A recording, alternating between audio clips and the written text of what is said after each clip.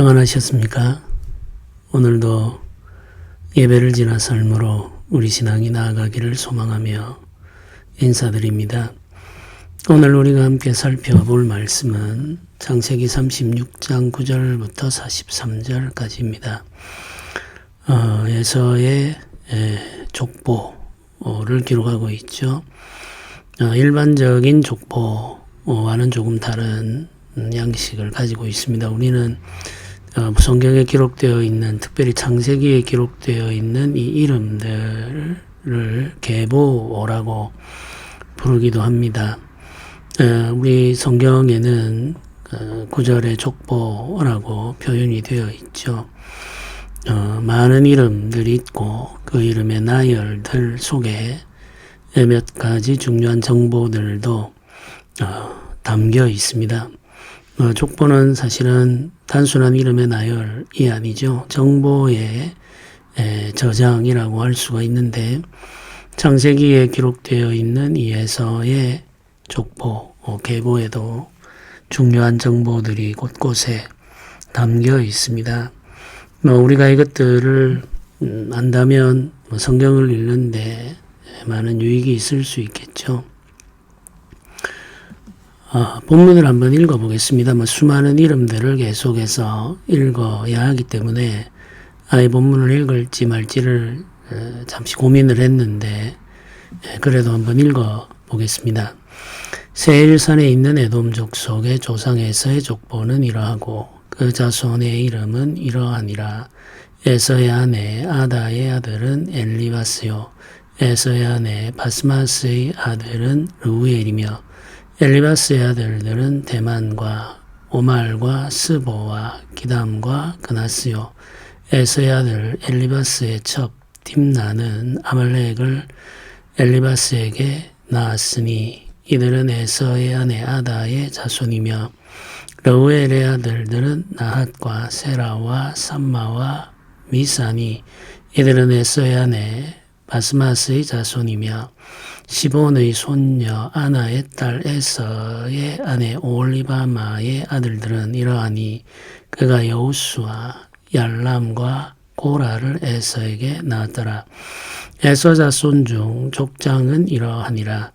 에서의 장자 엘리바스의 자손으로는 대만 족장, 오말 족장, 스보 족장, 그라스 족장과 고라 족장, 가담 족장, 아말렉 족장이니 이들은 에돔 땅에 있는 엘리바스의 족장들이요, 이들은 아다의 자손이며 에서의 아들 루엘의 자손으로는 나핫 족장, 세라 족장, 삼마 족장, 미사 족장이니 이들은 에돔 땅에 있는 루엘의 족장들이요, 이들은 에서의 아내 바스마스의 자손이며, 에서의 아내인 오홀리바마의 아들들은 여우수 족장, 얄람 족장, 고라 족장이니 이들은 아나의 딸이요 에서의 아내인 오홀리바마로 말미암아 나온 족장들이라.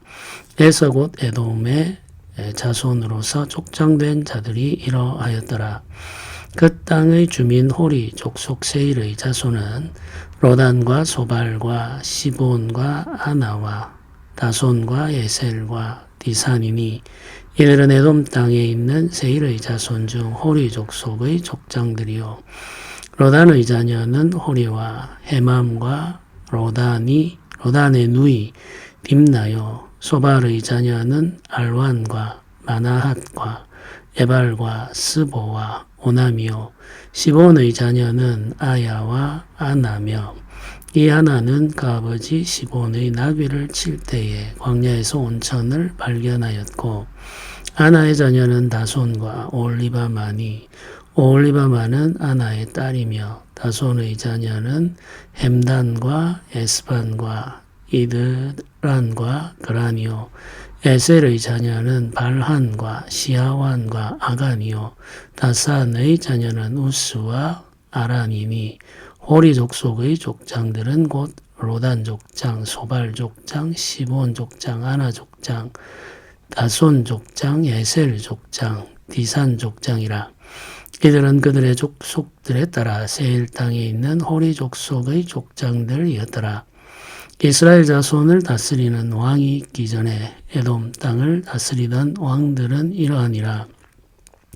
보르의 아들 벨라가 에돔의 왕이 되었으니 그 도성의 이름은 딘하바며 벨라가 죽고 보스라 사람 세라의 아들 요밥이 그를 대신하여 왕이 되었고 요밥이 죽고 대만 족장의 땅의 후삼이 그를 대신하여 왕이 되었고 후삼이 죽고 부다스의 아들 곧 모압들에서 미디안 족속을 친 하닷이 그를 대신하여 왕이 되었으니 그 도성 이름은 아윗이며 하닷이 죽고 마스레가의 삼나가 그를 대신하여 왕이 되었고 삼나가 죽고 유브라데 강변 로보스의 사울이 그를 대신하여 왕이 되었고 사울이 죽고 악보르의 아들 바알 하난이 그를 대신하여 왕이 되었고 악보르의 아들 바알 하난이 죽고 하달이 그를 대신하여 왕이 되었으니 그 도성 이름은 바우며 그의 아내의 이름은 무헬 다벨이니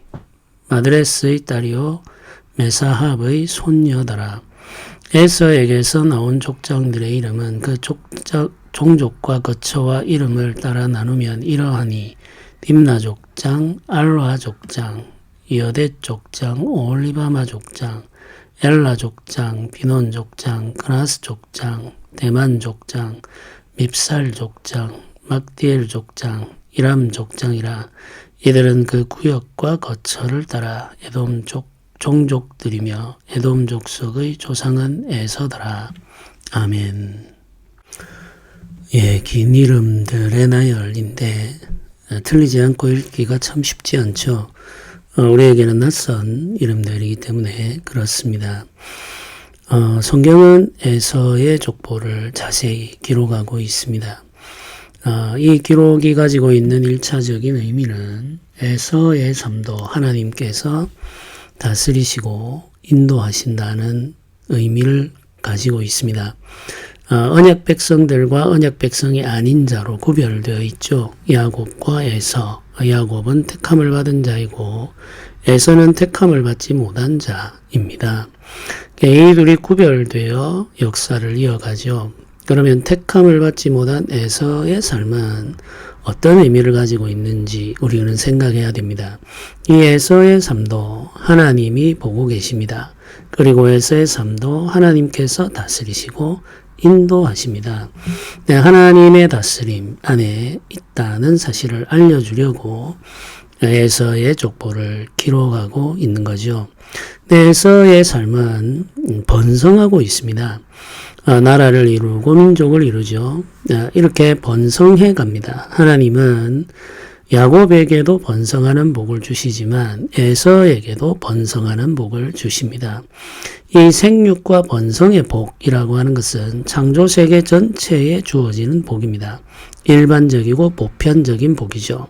선택받은 백성들에게 번성하는 복이 있듯이 선택받지 않은 백성들에게도 번성하는 복이 있습니다. 이것이 하나님께서 주시는 보편적인 은혜와 복입니다. 우리가 종종 이런 말을 하는 분들이 있죠. 믿어서 복을 받고 부자가 됐고 믿지 않아서 가난하다 이런 말을 하는데 이건 사실이 아닙니다.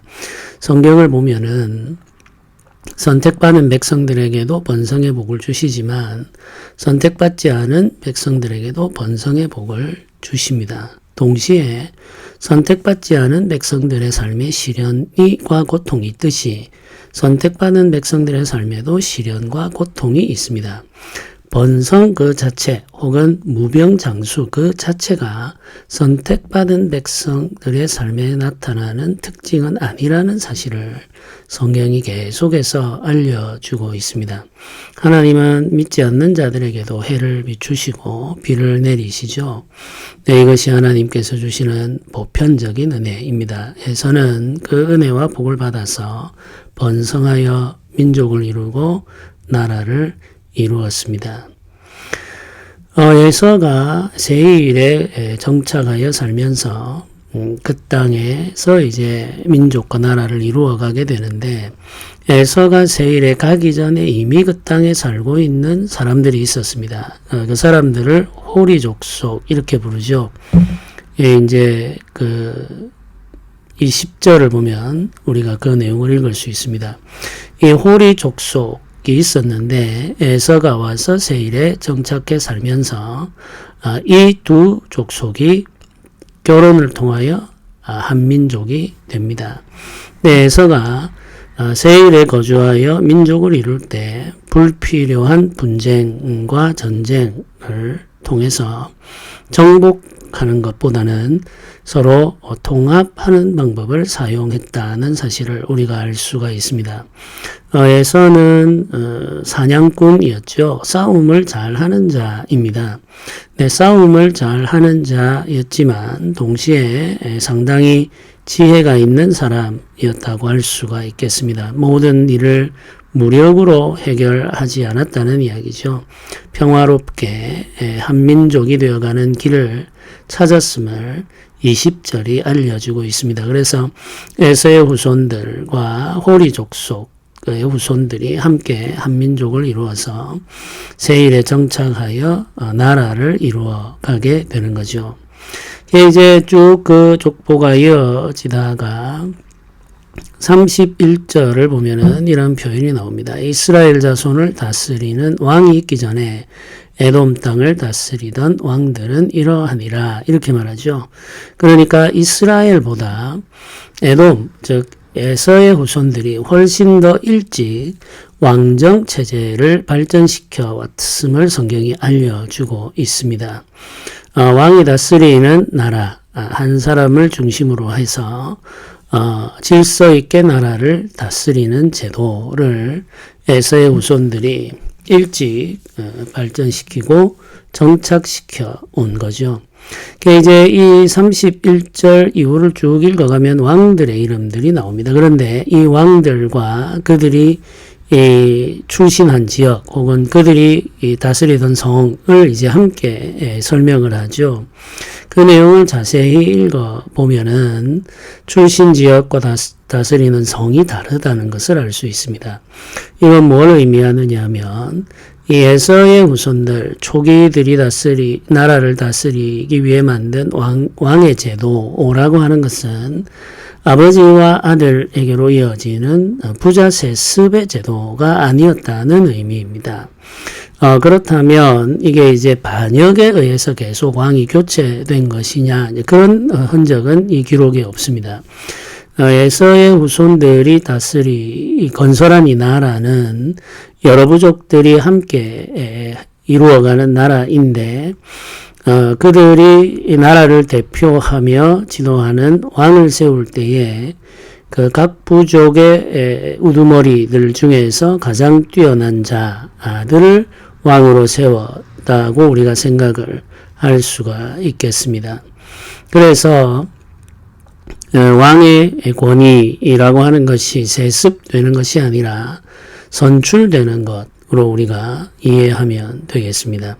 가장 뛰어난 지도자, 그 사람이 인정받게 되고 그 사람이 다스리는 것이 나라를 강하게 만드는 가장 좋은 방법이라고 생각을 했던 거죠. 이건 굉장히 지혜로운 선택이라고 할 수 있겠습니다. 로마가 영광을 이어가던 시기에도 이런 이것과 조금 다릅니다만 비슷한 방법을 사용했죠. 황제의 권위가 아들에게 주어지는 것이 아니라 뛰어난 인물을 양자로 들여서 그에게 황제의 권위를 물려주게 되죠. 이 양자로 드리는 입양이라는 제도를 선택하고 있습니다만은 중요한 것은 탁월한 인물을 선택하여 그에게 왕위를 계승했다는 게 중요하죠. 이 제도가 끊어지고 세습, 자녀에게 왕권을 물려주기 시작하면서 로마가 혼란에 빠지게 되는 모습을 우리가 볼 수가 있습니다. 아버지가 훌륭하다고 해서 아들이 반드시 훌륭한 것은 아닌 경우가 너무나도 많죠. 그래서 한 가문, 아버지와 아들로 이어지는 이 왕권의 세습은 상당히 위험한 제도가 될 수밖에 없죠. 이 에서의 후손들은 나라를 이루어 다스릴 때 초기에 뛰어난 인물들에게 권위를 부여하고 그가 백성들을 다스리고 이끌 수 있도록 했던 것을 우리가 볼 수 있습니다. 이렇게 함으로써 왕을 중심으로 하는 이 왕정제도를 이스라엘보다 훨씬 더 일찍 발전시켜 왔다라고 하는 것을 성경이 기록하고 있죠. 그 중에 보면은 24절에는 온천에 대한 이야기가 나옵니다. 온천을 발견했다. 이런 표현도 나오죠. 우리가 창세기에 기록되어 있는 다양한 이름의 나열들, 이 계보들을 보게 되면 가인의 후손들, 언약 밖에 있는 백성들의 삶 속에 다양한 것들이 기록되어 있습니다. 특별히 이제 어떤 기구, 농사를 짓는다거나 혹은 전쟁에 사용되는 도구들을 개발한 것, 혹은 이제 악기, 이제 문화를 일으켜갈 수 있는 악기를 만든다든지 또 이런 온천을 발견한다든지 이런 것들이 기록되어 있죠. 이제 우리가 흔히 말하는 문화와 문명의 역사라고 하는 것은 언약 밖에 있는 사람들을 통해서 이루어져 왔고 발전되어 왔음을 우리가 알 수가 있습니다. 언약 백성들의 삶의 기록은 굉장히 단순하죠. 이들이 어떻게 자녀를 낳았는지에 대한 기록들이 대부분이고 어떻게 하나님을 섬기며 살았느냐에 대한 기록이 대부분입니다. 그래서 이 언약 백성들의 역사, 창세기가 기록하고 있는 이 언약 백성들의 역사 속에는 특별히 문명이라고 하거나 혹은 문화라고 할 만한 것들의 발생이나 발전의 흔적은 잘 보이지를 않습니다. 오히려 언약 밖에 있는 백성들의 삶 속에서 그게 더 빨리 이루어지고 더 번성하는 것을 볼 수가 있죠. 국가체제, 왕정제도 혹은 새로운 발견과 발명 이런 것들은 대부분 다 언약 밖에 있는 사람들의 삶 속에서 나타납니다. 하나님께서 그렇게 그들에게 은혜를 주시고 은사를 주신 거죠. 믿지 않는 사람들에게 이렇게 놀라운 은혜와 은사들을 주셨다는 사실을 우리는 이해하고 받아들여야 되겠습니다. 이 세상에 존재하는 선한 것들이 모두 다 믿는 자들을 통하여 왔느냐? 그렇지가 않습니다. 이 세상에 존재하는 선한 많은 것들이 믿지 않는 자들을 통해서 세상에 들어왔습니다. 그러면 그 하나님의 언약 밖에 있는 그 사람들은 어떻게 그것을 알 수 있었는가? 하나님이 주신 보편적인 은혜와 은사를 통해서 이들은 그 놀라운 발명과 발견들을 해가게 되는 거죠. 그래서 하나님의 베풀어 주시는 은혜가 보편적으로 이 시대 가운데에도 있다는 사실을 알아야 됩니다. 에서의 삶은 언약 밖에 있습니다. 언약 밖에 있는 이 에서의 삶이, 그 후손들의 삶이 완전히 죄에 의해서 지배당하고 죄로 인하여서 부패하고 타락하여 멸망의 길로 치달아가지 않을 수 있었던 이유는 무엇일까요?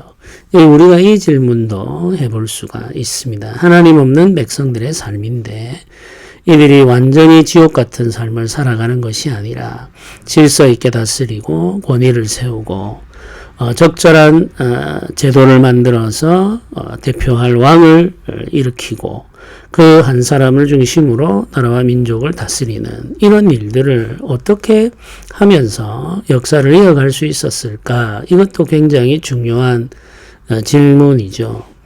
이 에서의 후손들, 언약 밖에 있는 이 에서의 후손들이 완전히 죄의 지배를 받아 지옥 같은 삶을 살지 않을 수 있었던 것은 이건 역시 하나님께서 주신 보편적인 은혜의 결과입니다. 하나님께서 이들의 마음을 다스리시고 이들에게 은혜를 베푸셔서 죄가 완전히 이들을 집어삼키지 않도록 도와주시는 거죠.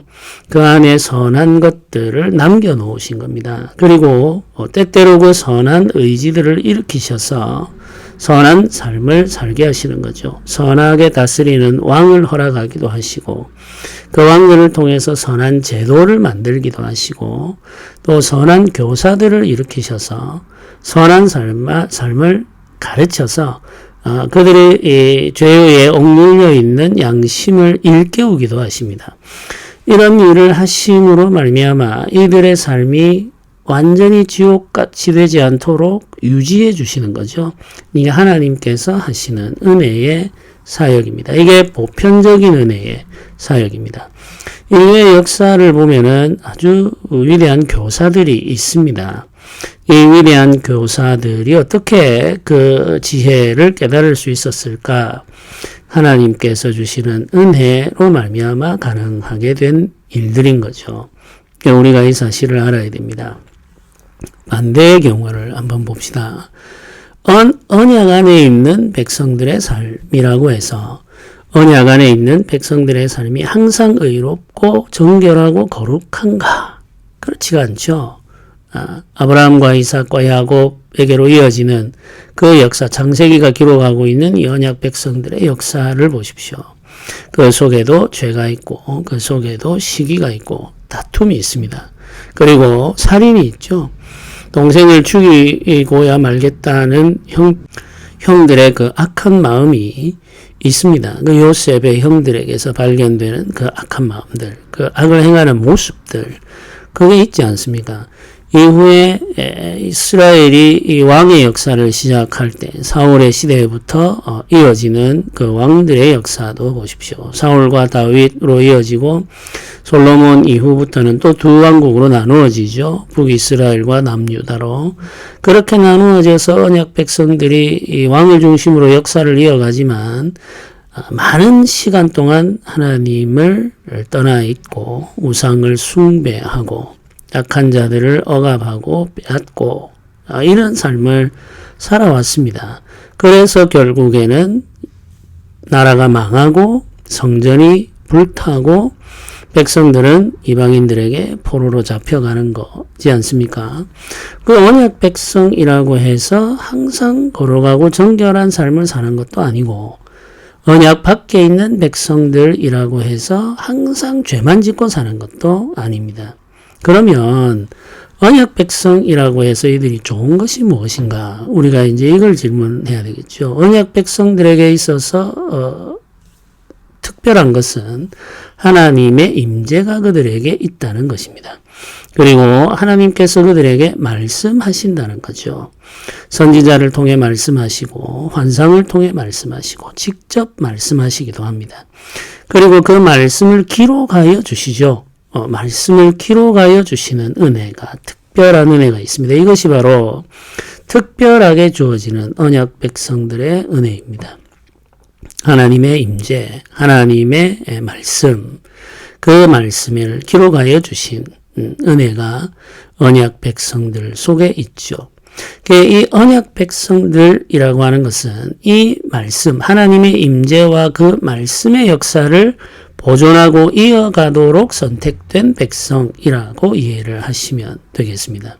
그 은혜를 잘 받아 순종함으로 은혜 안에서 번성하고 복을 누리는 것은 그들의 순종과 그들의 경건에 상당히 많이 좌우되는 거죠. 그렇다면 이 은혜를 가지고 있는 언약 백성들은 모두 다 구원받았느냐? 우리가 그걸 질문해 볼 수 있겠죠.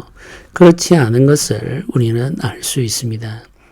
그 역사를 쭉 이어가다 보면 하나님을 알지 못하고 완전히 부패하여 타락한 심령으로 살다가 생을 마친 이들도 있죠. 반대로 언약 밖에 있는 사람들이라고 해서 이들은 모두 다 심판받았느냐, 지옥에 떨어졌느냐, 그렇지 않다는 사실도 우리는 알고 있습니다. 룻과 같은 여인이 있죠. 다말과 같은 여인도 있습니다. 우리가 성경에서 발견하게 되는 욥이라고 하는 의인이 있지 않습니까? 욥은 이스라엘 사람이 아닙니다. 아프리카 있는 이방인이죠. 그러니까 욥과 같은 사람도 있습니다. 이방인들도 구원받은 백성들이 있다는 이야기죠. 네, 이 놀라운 구원의 은혜는 언약 안에 있는 자들이나 언약 밖에 있는 자들이나 함께 누리는 은혜였다는 사실을 알아야 됩니다. 특별한 은혜를 통해서 하나님의 임재와 하나님의 계시가 이어져 내려오죠. 그 계시와 임재를 계속해서 전하기 위해 선택된 것이 이스라엘입니다. 네, 이 이스라엘과의 만남을 통해서 구원받는 하나님의 백성들이 있다는 거죠. 이방인들 중에도. 이 놀라운 역사가 이제 본격적으로 펼쳐지는 것이 예수 그리스도의 때부터입니다. 예수 그리스도 그 십자가 은혜로 말미암아 성령이 임하게 되고 성령의 임하심으로 말미암아 이 구원의 역사는 만 백성에게로 확장되죠. 오순절 성령 강림은 예루살렘으로부터 시작해서 유대 사마리아를 지나 땅끝까지 구원의 복음이 전해지는 놀라운 역사의 시작입니다. 그러니까 예수 그리스도와 성령의 임재를 통해서 만 백성을 하나로 묶으시고 만 백성을 하나님께로 부르시는 그 구원의 역사가 시작되는 거죠. 놀라운 것은 예수께서 십자가에서 구원을 이루실 때 예수님을 죽이는 일을 한 사람들이 바로 이스라엘이라는 거죠. 유대 백성들입니다. 선택받았다라고 말하는 그들이었던 거죠. 이들의 악함으로 인해서 이방인들에게 생명의 복음이 흘러 넘치게 된 겁니다. 그 이전까지는 소수의 이방인들이 언약 백성 안으로 들어왔다면 이때부터 많은 이방인들이 언약 백성 안으로 들어오는 구원의 역사가 일어나게 된 거죠. 우리는 그 은혜의 시대에 살면서 그 은혜를 받은 자들입니다. 우리를 통해서 또 다른 사람에게 이 구원의 복음이 전해질 수 있기를 소망하면서 오늘 하루도 살아가시기를 바랍니다. 우리가 믿고 있는 십자가 복음, 우리에게 임재하여 계시는 성령 하나님, 그 성령 하나님이 우리가 만나는 사람들에게도 전해지기를, 나타나기를 소망하면서 오늘 하루도 경건하게 살아가시기를 주님의 이름으로 부탁드립니다. 함께 기도드리겠습니다. 은혜로우신 하나님 감사합니다. 언약 백성들을 통하여서 하나님의 임재와 하나님의 말씀이 전해지고 또 그 말씀이 예수 그리스도에게까지 이르게 하심을 감사합니다. 그 역사 속에서도 이방인들을 불러 구원하시며 성령이 임재하신 후에 많은 이방인들에게 생명의 복음을 증거하게 하심을 감사합니다. 오늘 우리를 통해서도 이 생명의 복음이 전해지며 성령의 은혜가 나타나게 하옵소서. 감사드립니다. 예수님의 이름으로 기도드립니다. 아멘.